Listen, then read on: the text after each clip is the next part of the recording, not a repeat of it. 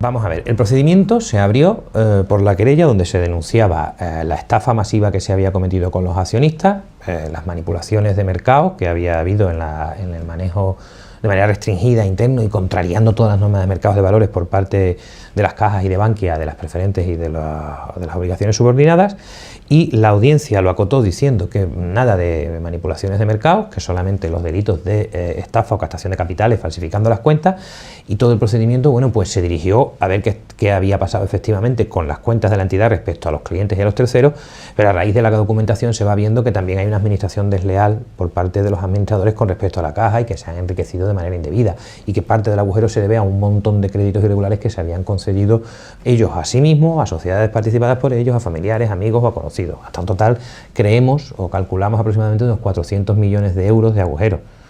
Luego salió de las tarjetas y ya fue el escándalo y el remate total, pero estábamos hablando de 15 millones de euros frente a los 6.800 millones de daño a los clientes y a la población engañada, frente a unos 400 millones de euros de desfalco de la caja con operaciones irregulares. El juicio prácticamente ha terminado con los informes de los peritos que acreditan todo lo que se ha ido investigando y denunciando a lo largo del procedimiento, que las cuentas eran falsas y que Bankia sabía que estaba en situación de quiebra antes de salir a bolsa.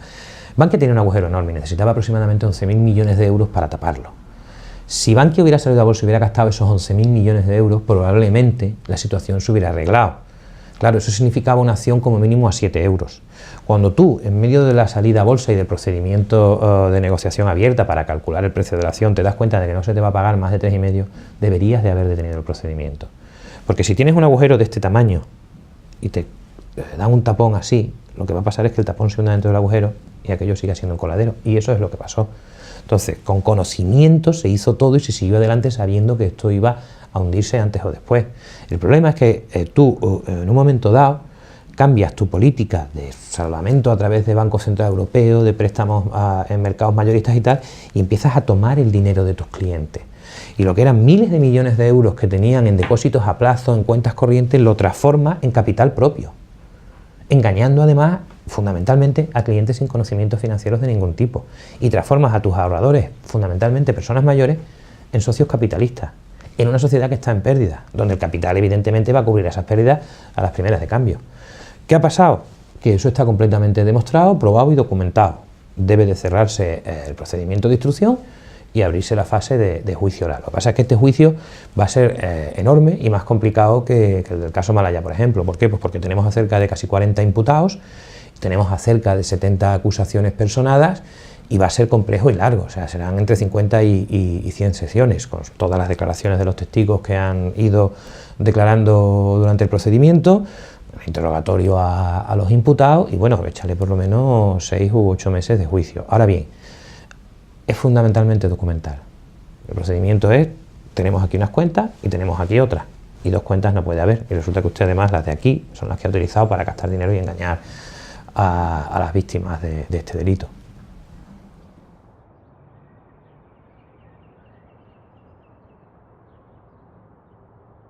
Los peritos ratifican punto por punto todo lo denunciado en la querella y a lo largo de todos los escritos que fuimos presentando durante la instrucción. Es decir, fundamentalmente que las cuentas eran falsas, que estaban totalmente maquilladas, que Bankia estaba en situación de quiebra o causa objetiva de disolución, no solo en el momento de la salida a bolsa, sino mucho antes, durante el año 2010, durante el año 2009 y que desde 2008 básicamente la entidad no podía aguantar. Es decir, que habían estafado fundamentalmente, y así se dice en el informe, a los preferentistas y a los accionistas. Supone la confirmación después de 28 meses de instrucción de las tesis que mantenía 15M Parrato al iniciar el procedimiento y la vía penal contra los administradores de esta sociedad.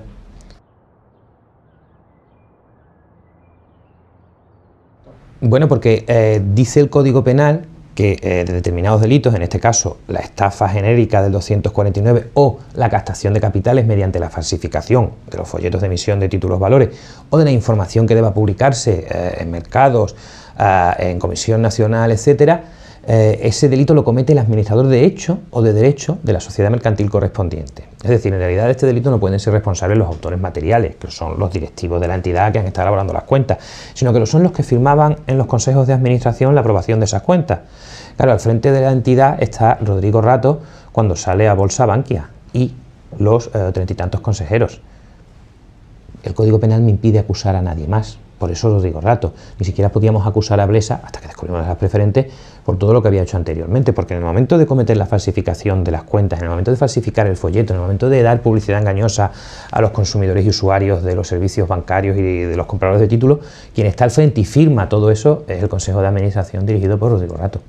Y sobre todo porque Rato es un elemento icónico. O sea, Rato representa, digamos, la maldad económica cuando, siendo ministro de Economía en 2003, aprueba las preferentes de manera inconcebible y algo inexplicable desde el punto de vista jurídico al frente del Ministerio de Economía. Rato está en el FMI cuando se desencadena una crisis en la que el FMI debería de haber tomado cartas en el asunto y haber intervenido para evitar los desastrosos efectos, y luego Rato viene como salvador de algo insalvable.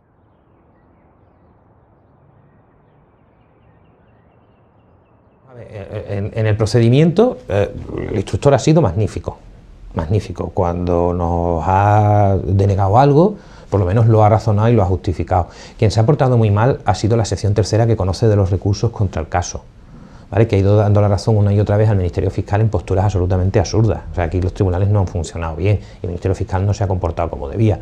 Lo bueno es que esta sección no va a ser la que juzgue a estos señores, sino que será otra para evitar la contaminación por el conocimiento previo de la causa. Pero nos han impedido los tribunales, la Audiencia Nacional, no el juez Andreu, seguir investigando las preferentes como debían de haberse investigado.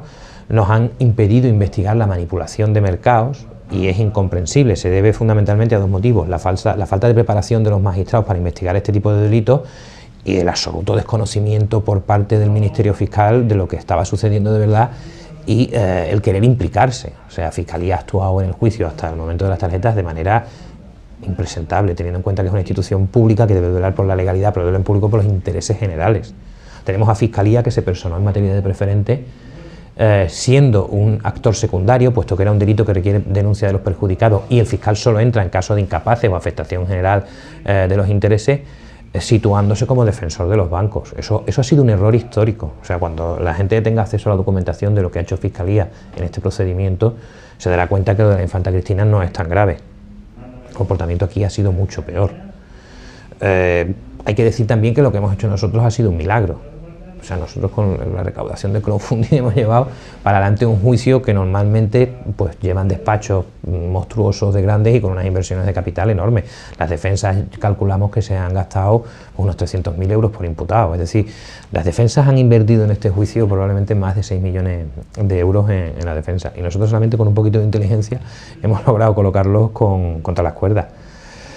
Además, lo que hemos hecho es ir informando al público y fundamentalmente al resto de profesionales abogados del país de todo lo que estaba pasando y de la información que se estaba obteniendo en el caso Bankia. Bueno, nosotros fundamentalmente no, sino la Audiencia Nacional, porque es un tribunal que funciona de manera muy curiosa. Hay veces que se notifica antes a los periodistas que a los procuradores de las partes que estamos personados allí. Y claro, toda la información que ha obtenido 15M para Rato ha sido muy útil para los cerca de 10.000 juicios que ya se han ganado en materia de preferentes y los que se están ganando en materia de acciones.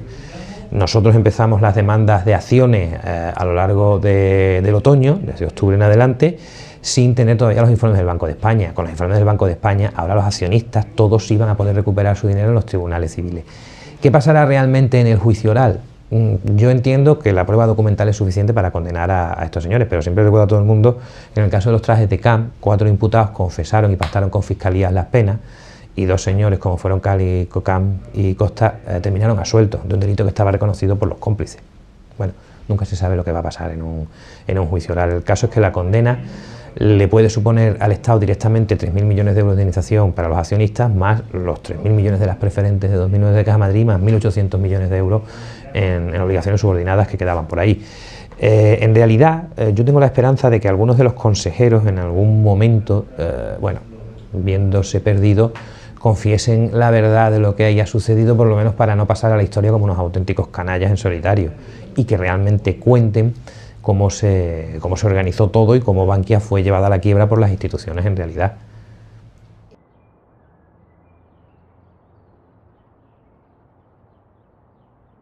Lo que va explicando los correos de Blesa que se han publicado en prensa es que funcionaban como un chiringuito. Es decir, un señor que no debería de cobrar un sueldo que estuviera por encima de los 200.000 euros, puesto que está ahí porque eso es un órgano público y lo han colocado los políticos, y yo no entiendo por qué alguien que presta un servicio público en una entidad pública debe de cobrar una cantidad superior a esa, está cobrando 3 millones de euros. Lo que explican esos correos es que, bueno, era una camarilla política, Blesa se encarga del control absoluto de la caja, hace y deshace a su antojo con su equipo directivo, y que salvo 2 o 3 miembros del Consejo de Administración, los restantes consejeros, pues, bueno, iban a las reuniones, cobraban y se largaban, sin informarse absolutamente de nada y sin estar pendiente de nada. ¿Qué hace Blesa controlando la caja? Bueno, pues la caja, a raíz de préstamos a partidos políticos, a raíz de subvenciones a fundaciones vinculadas a partidos políticos, va nutriendo de dinero a toda la clase política madrileña. Blesa maneja todo el dinero de todo lo que tiene que ver con la política de Madrid. Por eso nunca nadie del PSOE ha hecho nada contra Caja Madrid, ni por supuesto nadie del PP. Es decir, aquello era directamente una organización delictiva para servir intereses personales del grupo de políticos que controlaba la caja. Los correos van indicando cómo funcionan de manera interna, es decir, cómo se van tomando las decisiones, cómo se hacen los chanchullos, desde el punto de vista de la administración de algo que era público, como era Caja Madrid, pero también indican cómo además se van organizando para engañar a los clientes cuando necesitan dinero.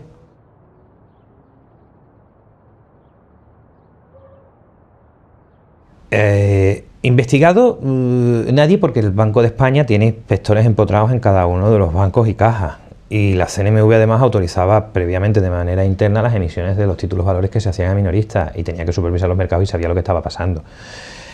Inspectores de trinchera estaban denunciando e informando al Banco de España de lo que estaba pasando. El problema es que la cúpula del Banco de España efectivamente suavizaba todos los informes y dejaba continuar la situación. Es decir, el Banco de España, y Mariano Fernández Ordóñez es el responsable principal del hundimiento del sistema bancario español porque no actuó cuando debió actuar. De las justificaciones que han dado de que es que nosotros hacíamos recomendaciones y no nos hacían caso. Bueno, usted es la policía de los bancos. ¿En qué momento pensaba usted que era necesario actuar? ¿Ahora, cuando ya hemos quebrado? A pesar de que usted sabía todo esto con una década de antelación. Entonces, el papel es no solo el de consentidor, sino que en algunas ocasiones ha aconsejado y ha indicado las líneas de escape a cada una de las barbaridades que se iban haciendo. En el caso de Caja Madrid era evidente que el Banco de España desde 2008 ya estaba advirtiendo que las cuentas no eran las correctas. Hay una cosa muy graciosa, y es que hay 2 informes de inspectores de Banco de España sobre Caja Madrid y sobre Bankia ya constituida como entidad y como SIP, donde se está discutiendo sobre las cifras de morosidad. Bankia habla de de un 5,17% y la inspección del Banco de España está diciendo que es un 6,0 algo. Y son bastantes folios de discusión entre Bankia y Banco de España. Nos asombró un poquito, bueno, por unas décimas, claro, es que cada 0,10 eran 600 millones de euros de pérdidas añadidas o no. Se estaban camuflando 4 o 5 mil millones de pérdidas. Y así un montón de cosas más.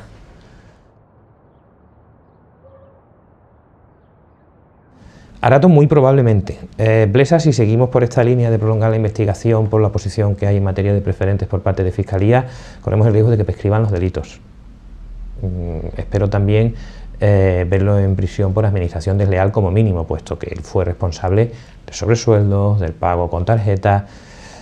Bueno, aunque sea poco, algo es, y sobre todo con una sentencia penal se obliga a que realmente sufran las consecuencias económicas de los que han hecho y que se queden sin patrimonio y se queden arruinados como dejaron a cientos de miles de clientes.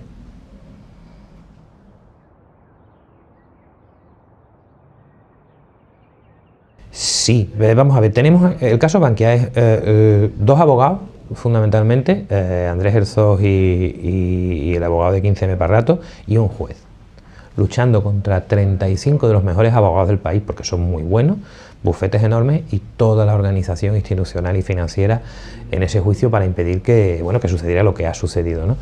Y no hay ayuda de la Policía Judicial, de la Brigada de Delincuencia Económica, es decir, se ha hecho prácticamente sin medios. Es una locura que el caso más complejo y más grande de los últimos 50 años de este país se haya tenido que tramitar así. Esto lo que demuestra es que el sistema judicial, la Audiencia Nacional, no está preparada para estos fraudes, está acostumbrada a la delincuencia criminal, bueno, básica de drogas, tráfico y prostitución y delitos de terrorismo.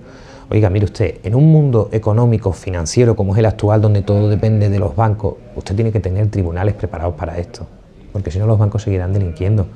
Nosotros estamos en la situación en la que estamos, no por la famosa deuda ilegítima o por operaciones irregulares, no, estamos así porque la banca se ha comportado de manera criminal. La banca ha cometido multitud de delitos contra toda la población. Y si los estados no han sido capaces de parar eso y de perseguirlo, en fin, estamos muy muy mal, porque vamos a seguir siendo pobres muchísimo tiempo, porque la banca, que no es que nos haya hundido, es que nos ha estafado y ha delinquido contra nosotros, sigue tomando decisiones fundamentales en materia económica y nos sigue forzando a seguir pagándole sus crímenes, ni más ni menos. Lo que hace 2 años parecía una locura, se ha conseguido y hemos demostrado que efectivamente que la banca debería de haber sido disuelta en muchísimas ocasiones. Y efectivamente aquellos bancos que funcionaban bien, haber seguido. Y lo que hablábamos antes de la entrevista, banca pública, banca privada. En un momento dado las cajas, que tenían el 53% del mercado financiero español, deciden actuar como bancos. Ese fue el fallo.